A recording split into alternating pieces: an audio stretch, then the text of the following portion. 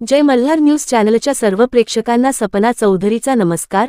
नंदुरबार जिल्ह्यातील शहादा तालुक्यातील दक्षिण काशी म्हणून प्रसिद्ध असलेल्या प्रकाशा येथील श्री केदारेश्वर मंदिर परिसरात पर्यटन विभागाच्या वतीने बांधण्यात आलेले स्वच्छतागृह आणि चेंजिंग रूम गेल्या अनेक वर्षांपासून बंद अवस्थेत पडले आहे। नंदुरबार जिल्ह्यातील शहादा तालुक्यातील प्रकाशा येथे शासनाने भाविकांच्या सोयीसाठी कोट्यवधी रुपयांचा निधी खर्च करून उभारलेली ही वास्तू केवळ शोपीस ठरत असून यामुळे भाविकांमध्ये तीव्र नाराजी व्यक्त होत आहे।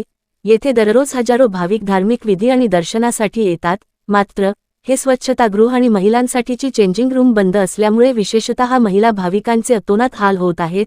त्यांना उघड्यावर किंवा आडोशाचा शोध घेत कपडे बदलावे लागत आहेत।